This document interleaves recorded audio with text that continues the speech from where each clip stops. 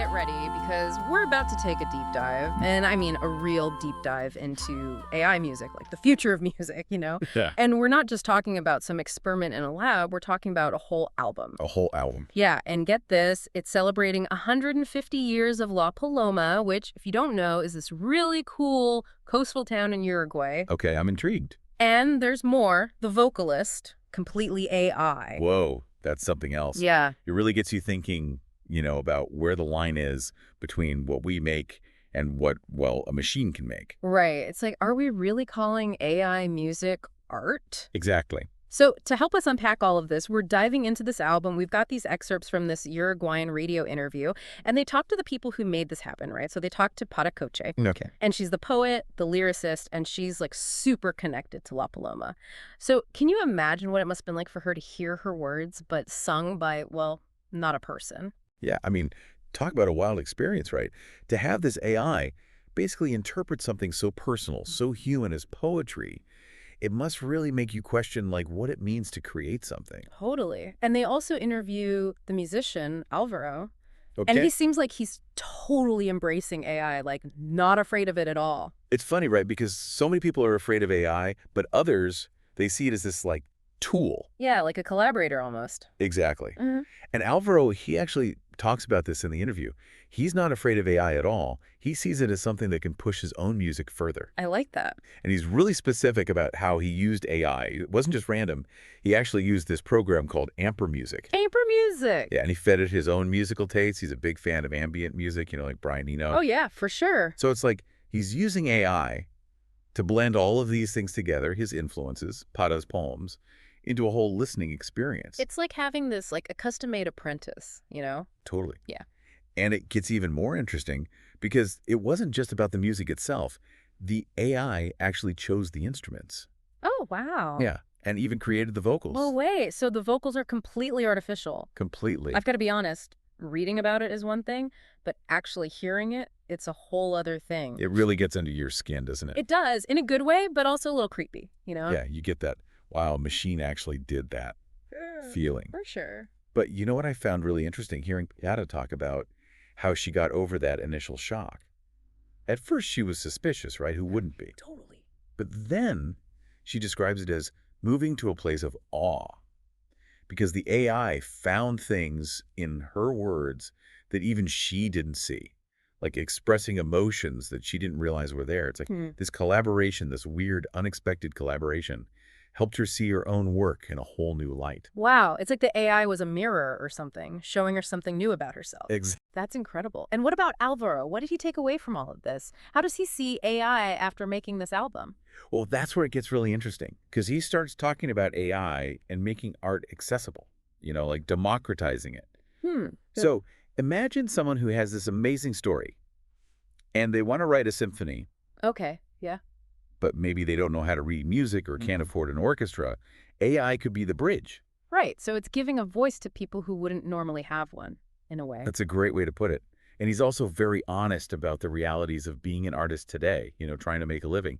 And in the interview, he actually says, yo, para vender, ¿qué te digo? 100 fanzines, entregar 100 papelitos de poemas a voluntad, a mí me puede llevar 2-3 ferias. O sea, sostener un libro es cada vez más decir. He's saying that even trying to sell poetry is super hard. It's tough out there for sure. Yeah, so he sees AI as a potential solution, a way for artists to actually get their work out there and maybe even get paid fairly for it, which then, of course, leads to even more questions like, is it real art if it's made with an algorithm? Right. Where do we draw the line? And what happens to the artists? And it's not just theoretical anymore, it's real.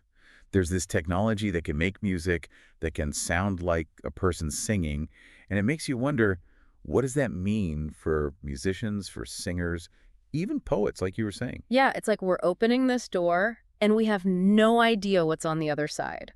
It's exciting and terrifying at the same time. I know, right? It's like this huge wave is about to crash down, and we're all just standing on the beach, like, waiting. Totally. And it's not just about music, is it? They actually talked about that in the interview, too, like self-driving cars, Yeah. Remember when self-driving cars seemed like, I don't know, something out of a movie? Totally. And now it's like, oh, yeah, that's happening. And like, a lot of people are going to have to figure out what to do in their jobs, It's a really good point. And the interview, they actually connected those two things, AI music and self-driving cars. It's like, are we ready for this kind of change?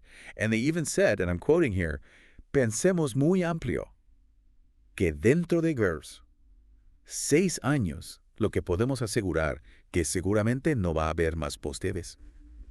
Cajeros de supermercado. 6 years. Yeah, 6 years. That's really soon when you think about it. So, like, how do we even get ready for that? It just seems, I don't know, like we're not really talking about it enough, you know? Yeah, no, it's huge. And it's not just artists or musicians who need to be thinking about this. It's like everyone.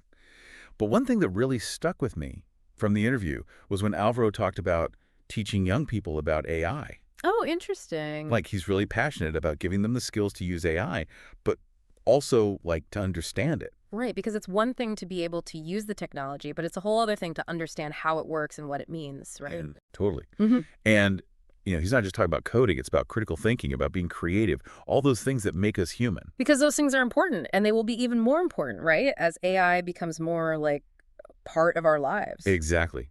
And that's where I think this album, 150 años de la Paloma, Templo Oceánico, is so fascinating. It's not just an album. It's like a starting point for something bigger. I like that. So it's, like, more than just the music. Way more. They actually talk about how they want to use this album to do these community workshops, especially with young people. Really? Yeah, like teaching them how to use AI to make music. Oh, wow, that's so cool. So it's about taking something that might seem kind of scary to some people Yeah, and turning it into something that can empower them. exactly. And showing them that they have a voice, they can be creative, even with AI. I love that because there's so much talk about what AI will do to us, but this is about, like, what we can do with AI. Yes, exactly. And, they didn't shy away from the kind of darker side of technology either. They actually compared it to social media, Oh, interesting. like how our data is being collected and how algorithms are already shaping, like what we see online, what we buy. Yeah, it can be kind of creepy when you think about it. Like, are we really in control? That's the big question, isn't it? And this whole AI thing, it kind of adds another layer to that. For sure. Because it's not just about, like, seeing an ad on social media. It's about our jobs, our It's creativity. everything. But I thought it was interesting how they brought this up and they said, el futuro con estos avances de que desplaza a los hombres y mujeres. Quizás no hemos aprendido nada de lo que fue el impacto en la sociedad de la máquina de vapor. Like, have we learned anything? It's true, though. Think about all the times we've been through this, the Industrial Revolution, the internet. Like, every time there's this big technological It change, just shakes everything up. everything. And it forces us to, like, rethink everything, how we work, what we value. And who we are. Exactly. It's a challenge, for sure, but Yeah. it's also a chance to learn from our mistakes. Yeah, to make sure that we're using these tools and not the other way around. Right. But it's also important to remember, like, even with all this technology, there are some things that are always going to be human. Like what? It's like we're afraid of the robots taking over, but we also kind of want to see what they come up with. Yeah, there's that tension. Totally. And in the interview, they actually end by talking about this. They really want people to just listen to the album. Yeah, to go beyond all the hype, Yeah, all the talk, just experience it. 150 años de la Paloma, Templo Oceánico. Go listen. Exactly. Because at the end of the day, it's about how something makes you feel, right? Absolutely. What speaks to one person might not do anything for someone else. Exactly. So I'm curious, like, we've both listened to the album now. What do you think? It's definitely something else. Like, the music has this haunting quality to it. And Pa's poetry, the way the AI sings it, it's both, I don't know, familiar, but also like from another world. It really is unique. Yeah. And it makes you think, oh, what creativity even is. Totally. Like, are we just machines too? Maybe. But putting all of that aside for a second, like, it really is beautiful. It is. It reminds you that no matter how much technology changes things, there are some things that are just human. Like our need to connect with each other, to make things, to find beauty in the world. And maybe AI can be a part of that. Maybe it already is. It really makes you wonder, so is this what music will sound like in the future? Or is it just this one-time thing, like lightning in a bottle? I don't know. But I think the fact that we're even asking these questions, it means something, you know? Yeah, it means we're paying attention. Exactly. So if you haven't already, go check out the album, 150 Años de la Paloma, Templo Oceánico.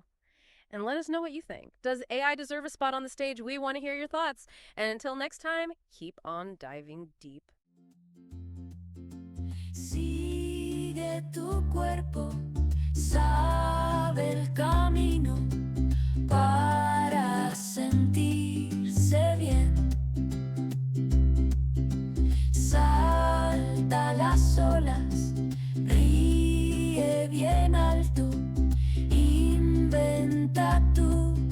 canción. Es el verano, nos mueve